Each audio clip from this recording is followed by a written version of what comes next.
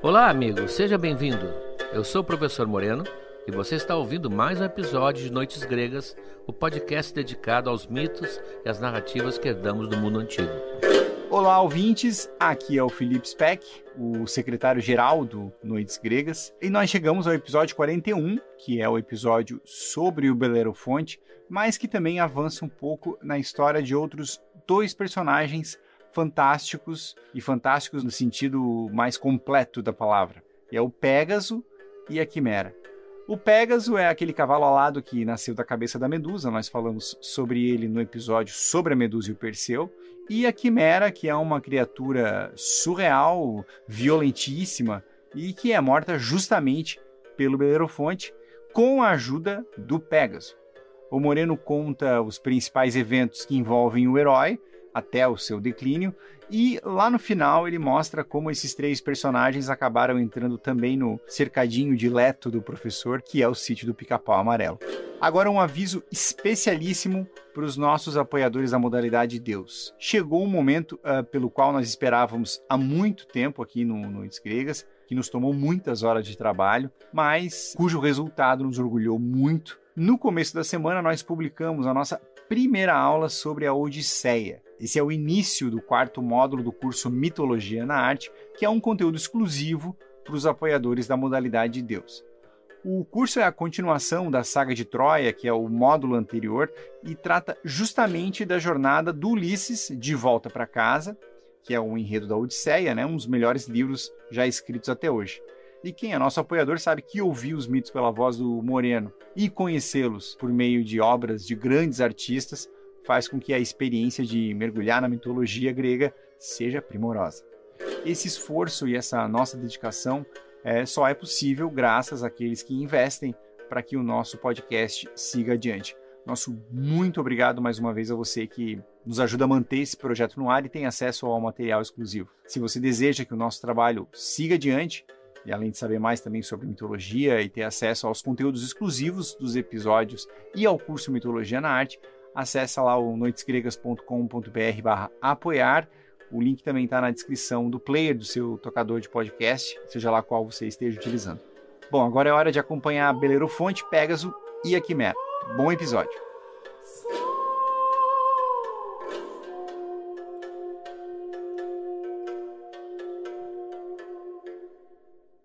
Vamos ver hoje a vida e as aventuras de Belerofonte, que é uma espécie de Perseu menor, e não admira que tenha sido várias vezes confundido um com o outro, como nós vimos no episódio anterior, colocando o Perseu cavalgando o Pégaso, quando isso foi um privilégio apenas do Belerofonte. Ele é filho de Glauco, rei de Corinto, e, mais importante, ele é neto de Sísifo, que nós vimos na hora do oráculo, a última agora. Então ele vem de uma casa importante. E ele, sem querer, mata um irmão nos jogos com armas. Mata o irmão acidentalmente, mas isso para o grego não o absolvia. Ele, ao cometer esse crime de matar a própria família, ele torna impura a comunidade em que ele vive se ele não tomar providências, que havia rituais para isso. Ele tem que procurar um reino amigo que admita fazer toda uma série de sacrifícios que o purifiquem. E quando ele voltar para a sua comunidade, ele volta limpo, sem contaminação. É uma espécie assim, de visão de uma doença, é o miasma, como ele chamava. Ele volta, portanto, depois em paz, para o lugar de onde saiu. Então ele vai para Tirinto, que fica perto. Tirinto fica perto de Corinto, não é só por causa da rima, mas fica perto mesmo. E lá o rei Pretos, que é irmão do rei Acrísio, lembra? O rei Acrísio é o pai da Danae, portanto tudo fica em família. Só que na ausência do rei, que teve assuntos estratégicos a tratar, a rainha, a Estenebeia, se apaixona por Belerofonte, que era belíssimo. Nós vamos ver no final, quando ele chega no sítio do Pica-Pau Amarelo, o seu sucesso com o mundo feminino é total, ele é assim, fora do comum. E ela o assedia diretamente, inclusive, insinuando que talvez eles pudessem se casar se ela se livrasse, ou se ele se livrasse, do rei que está fora. E ele, evidentemente, que é leal, ele honra a lei da hospitalidade, ele repudia a proposta e não sabemos se ele vai ou não vai comunicar ao rei. quando ele voltar. Porque a rainha, com medo de ser denunciada, ela se adianta. Ela se adianta e vem se queixar, dizendo que o visitante que estava ali para ser purificado tinha querido abusar dela com violência, e que não merecia os bons tratos que ele estava recebendo. Pelo contrário, ele merecia ser castigado, talvez até morto, por sua audácia. Pretos fica em dúvida, porque ele acredita na mulher. Fica indignado, como é que um hóspede vai fazer isso? Mas, ao mesmo tempo, ele não pode matá-lo, porque isso seria romper a lei da hospitalidade, a xenia. E se ele faz isso, ele seria vitimado pelo castigo das eríneas. As eríneas tratavam disso. É uma coisa muito grave, ele não ousa fazer isso. Então ele resolve, como se diz hoje, terceirizar. Ele manda o jovem Belerofonte até o seu sogro, Ióbatos, levando 2 tabuinhas escritas, dizendo no fundo o seguinte: mata o portador, ele quis abusar da tua filha. Ora, essa tabuinha gerou uma discussão que até hoje continua. Como tabuinha? Porque essa história é contada por Homero. Homero se refere na Ilíada a essa mensagem. Essa mensagem vai aparecer e vai se reaparecer daqui a pouco. Como mensagem, se no tempo de Homero não tinha escrita? Então isso criou assim uma dúvida se isso não foi introduzido mais tarde na Ilíada, essa referência, ou se no tempo de Homero já havia uma certa forma rudimentar de escrita. Claro que o Homero não diz escrito, ele diz com sinais sinistros. Talvez até o Homero tenha ouvido falar da escrita e não soubesse muito bem do que se tratava.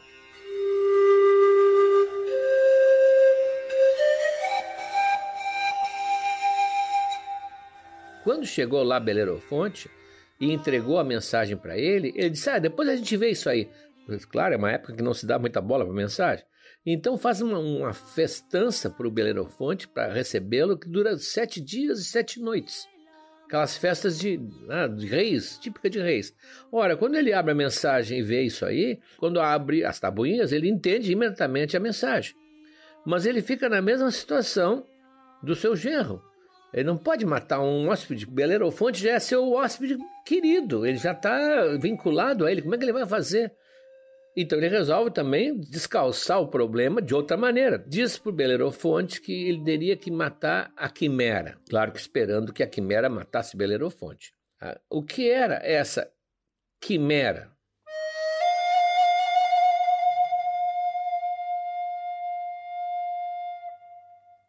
A quimera é uma daquelas criaturas que a mitologia grega tem, que são criaturas biologicamente compostas. O que, segundo alguns autores, revela uma espécie de intuição que o grego tinha, antes de qualquer ciência ter se desenvolvido, da evolução das espécies. Então seriam criaturas que vieram de um mundo arcaico onde as espécies não tinham se definido. Então tem várias dessas compostas. Nós temos o Minotauro, temos o Centauro, temos a Quimera, temos o Pégaso, que é um cavalo com asas. Mas a Quimera é um animal composto, mal composto. Alguém tentou, parece uma experiência biológica de mau gosto, porque ela tem a cabeça e a traseira de leão, na cauda uma grande serpente, que os gregos meio que confundiam a serpente com o dragão com a serpente, um réptil assim venenoso, e no meio das costas, saindo assim no meio das costas, uma cabeça de cabra, completamente assim surrealista, aquela cabeça de cabra. E uma delas, uns dizem que era a goela do leão, outros dizem que era a da cabrita mesmo, lançava jatos de fogo. Então a quimera era um animal grande, rapidíssimo, feroz, estranhíssimo, cheio de perigos, ainda tinha fogo, era um lança-chamas vivo. A quimera tinha uma linhagem já. Ela tinha vários irmãos ou primos, não se sabe muito bem o grau de parentesco, de outros monstros famosos. Uns dizem que ela era irmã do Cérbero e da Hidra de Lerna, todos os filhos de Ectna, que é uma espécie assim de produtora de animais fora do comum. Portanto, ela tinha uma vocação de violência, devastava a região em volta dela e pertencia, por isso, a uma famosa gangue, a gangue dos filhos de Ectna, que foram enfrentados por vários heróis diferentes. Isso é que o Belerofonte teria que matar. ele vai visitar um adivinho. O adivinho, muitas vezes, nesses mitos, não é bem um adivinho, é um homem bem informado. E eles, olha, para enfrentar a quimera, a rapidez da quimera, dos seus movimentos, os seus saltos, as suas garras, só montando no Pégaso. Veja, o Pégaso já era conhecido. Pégaso que o Perseu tinha liberado ao cortar a cabeça da Medusa e ele tinha sumido no azul do céu. Mas e onde está o Pégaso? Disse, olha, o Pégaso anda normalmente ali perto de Corinto, não é longe daqui, né? Lá tem uma fonte, a fonte Pirene, ali é uma das fontes preferidas dele beber. Agora, para saber como pegar o Pégaso, eu te aconselho a pedir auxílio a Atena. Dorme no templo de Atena, que ela vai te iluminar no teu sonho, ela vai te dar alguma informação, alguma receita de pegar o Pégaso. Só ela pode saber. Bom, o Belerofonte não tem saída, né? Vai dormir no templo de Atena. E Atena, que sempre protege os heróis, é a sua grande função ser protetora dos heróis, Atena lhe aparece e diz, eu tenho essa brida, esse freio de cavalo aqui, aquele que põe na boca, eu tenho esse freio que é um freio mágico. Se tu conseguir passar por cima da cabeça do Pégaso e colocar esse freio na boca dele, entre os dentes, ele está domado. Ele não vai se movimentar, tu vais poder com isso manejá-lo e matar a quimera. Bom, quando ele acorda, ele vê que está do lado dele esse freio especial, dourado, e ele então, como sabe que o lugar seria a fonte Pirene, vai lentamente, pé ante pé, vai chegando, e lá ele fica esperando a possível vinda do Pégaso. E não demora muito, soube-se aquele barulho de asas no ar, fazer um barulho bem forte, e vem descendo. O cavalo lindíssimo vai descendo, ele é muito cauteloso, muito arisco, olhando para todos os lados, as orelhas sempre se movendo em sinal de alerta, e ele então, vendo que não tem nada por perto, ou pensando que não tem nada por perto, se abaixa, baixa o pescoço e vai beber. E aí o Belerofonte se aproxima e consegue, num salto, colocar o freio na sua cabeça, e ele não consegue mais se mover. Ele está estático, e Belerofonte monta no Pégaso. Ninguém jamais tinha montado no Pégaso. O Pégaso, evidente, é um cavalo nobre, nobilíssimo. Estranha o peso de um dominador em cima, como qualquer cavalo estranha pela primeira vez quando é montado. Mas aquele freio de ouro de Atena faz com que ele simplesmente fique imanejável. E o Belerofonte dá algumas voltas por perto, aproveitando aquela sensação que deve ser estranhíssima, ao mesmo tempo maravilhosa, de voar levemente no ar, montado no animal de meia tonelada. Agora está pronto para enfrentar a quimera.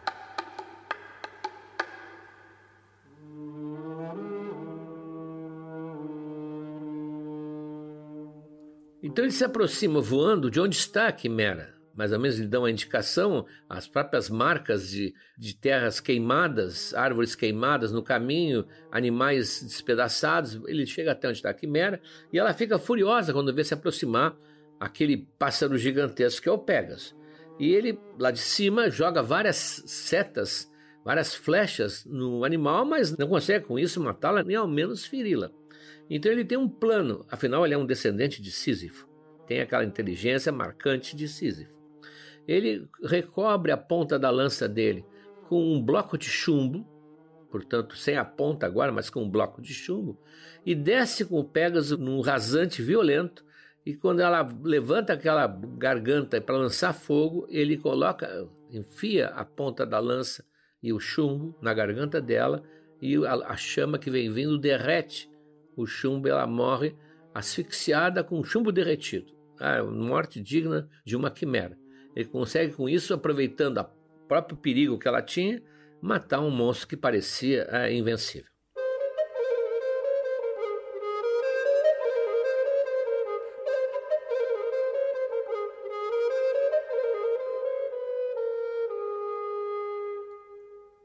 Essa cena, hoje, já foi muitas vezes pintada, muito mais do que vocês pensam, estaria na base daquela imagem que todos nós conhecemos de São Jorge matando o dragão. Lá ele não tem asas no cavalo, mas é o cavalo branco, a posição é essa, é o animal meio dragão com chamas, e aquela cena se imortalizou de tal maneira que hoje, quando se vê quadros antigos que mostram o feito de Belerofonte, a gente não se convença muito, porque nós estamos muito mais acostumados a ver a imagem de São Jorge. Isso, aliás, vimos muito bem todo esse desenvolvimento da imagem na aula dedicada a Belerofonte no nosso curso de Mitologia na Arte. Você pode ir lá ver a evolução da imagem que deu origem ao nosso São Jorge, que aparece na parede de tantas casas do Brasil.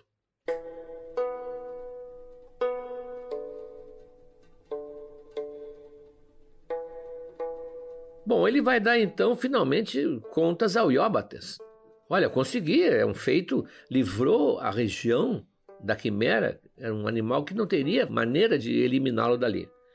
E ele vai diante do rei achando que vai ser cumprimentado, que vai ser premiado, mas o rei, que está com aquela ideia da mensagem que ele tem que vingar a honra da filha, o rei vai inventar novas missões, esperando que com isso ele termine morrendo. Então ele o manda enfrentar os Solímenes, era um povo bárbaro de pessoas quase gigantes que andavam por perto, claro que ele vence.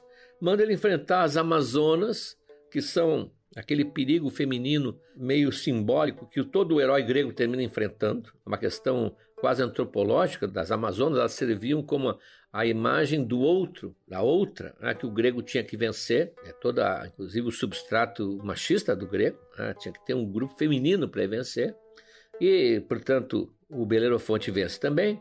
Manda enfrentar um grupo de piratas, porque os piratas no Mediterrâneo eram uma verdadeira praga. Ele vai lá e limpa a costa dos piratas, e assim ele não vê mais nada o que fazer. Ele manda contra ele, que está voltando, os guardas do próprio palácio. Ele junta um grupo de elite e manda-os a atacarem o Belerofonte na planície. Bom, acontece que, segundo uma lenda, Belerofonte não era filho de Glauco, como foi apresentado desde o início. Ele era filho de Poseidon, que Poseidon havia fecundado a mãe dele na costa do mar, como muitas vezes aconteceu, e que ele tinha então um pai divino, e ele sabia disso. Então, na planície, ele invoca a ajuda de Poseidon. Quando vê surgir aquele grupo armado, ele pede ajuda e o Poseidon manda. A cena ficaria belíssima no cinema moderno, com efeitos especiais, manda uma onda altíssima, aquelas big waves atrás dele, e ele caminha pela planície e a onda o acompanha no ritmo que ele vai. A onda não o ultrapassa, a onda está quase servindo, ele está quase num tubo, assim, está quase tapando o sol para ele. Ele vai avançando, e aí os guardas sentem que a coisa não vai ser fácil, estão apavorados quando as mulheres da cidade. Isso é uma cena que hoje é discutidíssima. As mulheres saem para socorrer os maridos e passam na frente dos maridos, se põem na frente do Belerofonte e levantam as saias. Levantam as saias mostrando o que nós sabemos, aquilo onde o sol não bate normalmente. E isso paralisa o Belerofonte. Coitado, não é só o Belerofonte, isso é uma figura que aparece muito em mitos, é chamado de anasirma. É quando a mulher levanta as vestes e quase que fascina ou paralisa o homem com a visão da sua genitália. Isso aparece lá no Deméter. Agora, um grupo de mulheres de uma cidade inteira, o Belerofonte, que é apresentado também como um jovem sensível e casto, ele paralisa e simplesmente deixa os guardas irem embora e a onda se desfaz. Bom, mas o Ióbates, o rei, ele não é cego. Eles vê que o Belerofonte venceu todos os perigos. Ele obviamente está sendo visto com boa vontade pelos deuses. Os deuses estão do lado dele. Mas como é que aquele bilhete que mandaram, aquela mensagem, e ele resolve colocar a coisa em pratos limpos. E diz, olha, Belerofonte, tudo isso porque me mandaram uma mensagem, e mostra a mensagem para o Belerofonte, dizendo que tu tinhas tentado abusar da minha filha, da mulher do Pretos. Aí Belerofonte disse, não, é invertido. Ela que, como se diria, se Belerofonte fosse um jovem moderno, ela que deu em cima de mim, eu simplesmente me afastei, eu jamais iria trair a hospitalidade, mas eu não fiz nada disso. Aí o rei, que é filha dele, pede perdão pela filha, pede perdão, ele é um rei justo, pede perdão, e então, em compensação, lhe dá uma irmã de Estenebeia em casamento, portanto, sua filha mais jovem, e metade do reino. Ele passa a dividir o reino com o Belerofonte. Então ele se torna rei da metade ali da região do Ióbates e casado com a bela filha dele e a irmã da Estrinebeia. Quando a Estrinebeia ouve que a irmã mais moça casou com o homem que ela queria, ela se suicida. Naquele tempo era comum irmãs odiarem muito as outras irmãs e fazerem coisas translocadas até para prejudicá-las. Agora ela se sentiu roubada no homem que tinha se negado a dormir com ela e ela não pode viver mais com isso e termina se apagando da história ela própria.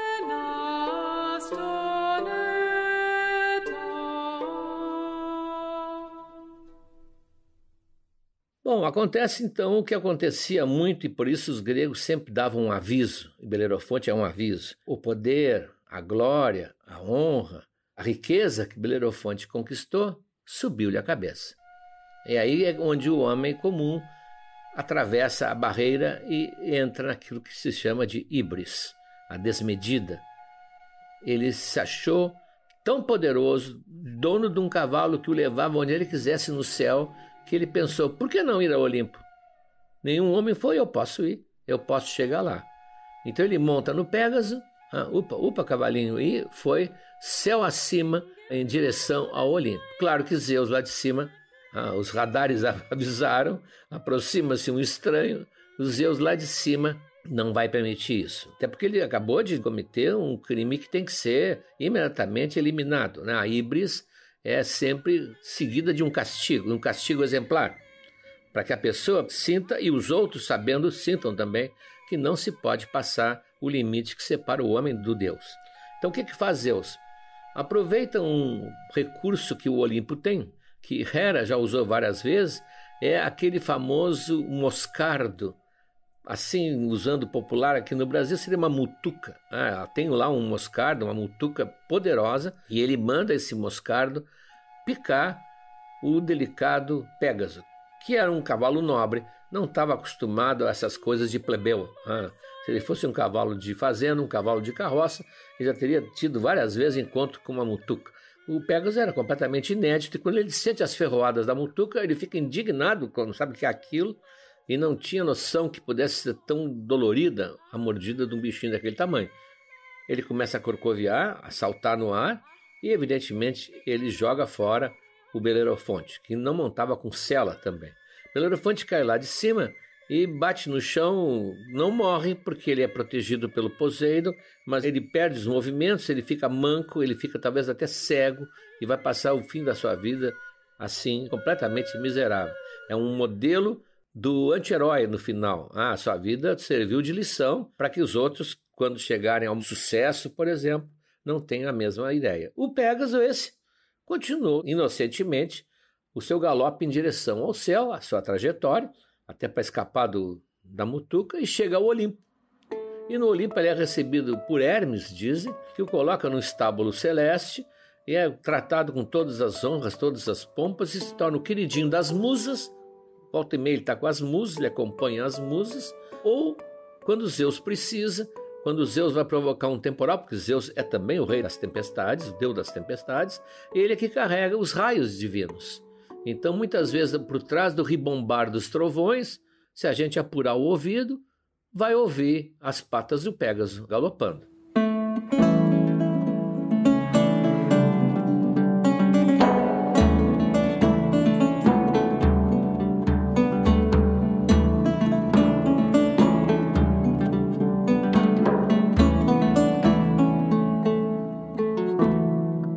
Bom, Belerofonte é importantíssimo porque ele, para nós, trouxe a doma do Pégaso e a morte da quimera.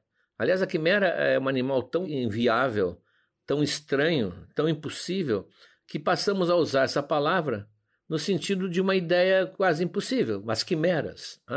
Passou a ser uma palavra até poética. As ilusões que não teriam como ter realidade concreta. Agora, para nós também, eu digo para nós do Brasil, Belerofonte também é muito importante pelo destaque que ele recebeu no sítio do Pica-Pau Amarelo. No início da obra de Monteiro Lobato, ele tem uma ideia genial, aliás, tem várias ideias geniais, mas uma ideia genial de instituírem junto à fazenda da Dona Benta, uma outra fazenda, onde estariam todos os personagens da fábula, da mitologia, aposentados, reunidos, felizes, vivendo debaixo do céu azul do Brasil e talvez comendo a pipoca da tia Anastácia. Então, quem lê o livro, que vale a pena, vem um desfile imenso de personagens na época do cinema, o Gato Félix, a Branca de Neve, a Cinderela, vem Aladim com a sua lâmpada, vem os príncipes todos das Mil e Uma Noites e vem a mitologia grega, vem os personagens da mitologia grega. E o maior sucesso é o Belerofonte. O Visconde, a Emília, talvez a Narizinho, estavam embaixo de uma árvore lá comendo jabuticaba, como sempre, e de repente eles veem chegar um monstro, que eles não sabem que monstro é esse, e saem correndo. É a Quimera, nós vamos ver depois que é a Quimera. Tem até uma cena do diálogo do Visconde com a Quimera, que é uma obra-prima que vai estar no material exclusivo. Então eles vão correndo para casa, aí não sabem o que fazer, se lembram que o Visconde ficou para trás. E aí o coitado do Visconde vai ser devorado. A Emília, claro, diz, não, ele é vegetal, aquele monstro não come vegetais. E de repente, lá vem o Belerofonte. Veja, a Quimera está viva. Vou ler Monteiro Lobato.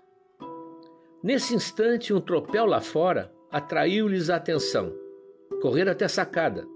Vinha passando a cavalo um formoso herói grego. É o herói Belerofonte montado no Pégaso, exclamou Branca. Branca é como a Emília está chamando já a Branca de Neve, né? Está muito íntimo. No Pégaso, o tal cavalo de asas? Sim, só que dessa vez ele vem no trote, com as asas fechadas. Que belo animal! Percebendo-as na janela, o herói deteve-se e falou, depois de um amável cumprimento. Ele era todo, né, do xalalá. Assim. Formosa princesinha, não poderá informar-me do paradeiro da Quimera? Antes que a Branca abrisse a boca, Emília berrou. Não é um monstro de 3 cabeças, uma de cabra, outra de leão, outra de cobra cascavel? Vimos sim, e foi de medo dele que corremos para cá. E onde o viu, graciosa figurinha? Belerofonte fala todo, né? Lá no cedro grande, aquela árvore enorme que a gente enxerga daqui, onde há um ninho de João de Barro. Informação da Emília. Belerofonte olhou na direção indicada, enquanto a graciosa figurinha prosseguia muito espevitadamente. Deve estar lá ainda comendo o Visconde. Vá depressa, herói, e se puder, salve o Sabinho. Mas que tem o senhor com esse monstro? Tenho eu que ele é meu. Eu o venci em combate, lá na Alícia, e amancei-o. Tá muito velho, coitado. Sem dentes, sem pelo, sem fogo. Sem fogo? Sim, era um monstro que vomitava fogo pelas bocas das 3 cabeças. Ó, a informação. Que horror, meu Deus! E não vomita mais? Não, hoje só sai uma fumacinha. Tá quase totalmente extinto. E por que anda ela cá por essas bandas para nos assustar? Bom, ela fugiu do cercado em que eu deixei guardado no bairro grego, que é longe. Caduquice. Vou levá-la de volta. O herói bateu a rédea do Pégaso na direção do cedro grande. Adeus, princesa. Adeus, gentil figurinha. Obrigado pela informação. E partiu no trote. Vá voando pra gente ver, berrou Emília. O herói achou graça e deu uma ordem a Pégaso. E imediatamente o maravilhoso corcel espichou as asas e voou tal qual um gavião-pato de proporções desmedidas. Lindo, lindo! Exclamaram todos em êxtase. E assim como a Emília foi a primeira a provar a ambrosia do Olimpo, foram os primeiros a ver o Pégaso voando aqui na nossa terra brasileira.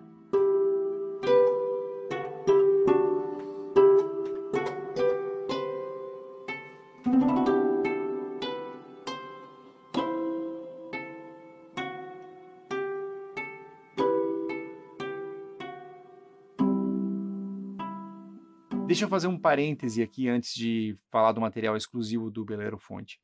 Quem é nosso apoiador já deve ter assistido a história do Belerofonte no curso Mitologia na Arte, e lá o Moreno cita um livro que eu não tinha lido até então, um livro do Ítalo Calvino chamado As 6 Propostas para o Próximo Milênio. São 6 ensaios e o primeiro ensaio é justamente sobre a leveza. É um livro muito bonito, assim, e o mito do Pégaso é o ponto de partida para discorrer sobre essa dupla natureza que coexiste nas coisas, da leveza e do peso. A ideia do ensaio é mostrar que a literatura, e aí eu substituo a literatura pela mitologia, que a mitologia tem essa função reativa ao peso de viver. Só que é uma reação que, como ela é configurada como leveza, tem uma capacidade transformadora, assim. Ela gera ideias, ela mata monstros e ela resulta em esperança. E enfim, eu só cito isso, até saindo um pouco da minha função operária aqui no Noites Gregas, e recomendo o livro também, porque o Pégaso ele se tornou uma figura muito fascinante para mim, uma das figuras mais fascinantes da mitologia para mim. E sempre que eu termino de editar um episódio, eu tenho essa sensação, sabe? Essa potência, assim. E eu digo isso porque eu espero que essa sensação chegue até você que nos ouve. Afinal, é para isso que a gente trabalha. Bom, feito esse depoimento pessoal, deixa eu falar finalmente sobre o material exclusivo. O professor encerrou o episódio agora falando do sítio do Pica-Pau Amarelo, né? No material exclusivo tem um diálogo entre o Visconde de Sabugosa e a Quimera, que é um encontro, assim, encantador de uma fábula grega com uma fábula moderna. Tem também uma série de ilustrações, uma série de representações do Belerofonte na arte. E nós separamos também 2 textos do Jacques Lacarrière. Nós já traduzimos vários textos dele e colocamos nos materiais exclusivos. Mas esses 2 são muito bons, são muito sensíveis, assim.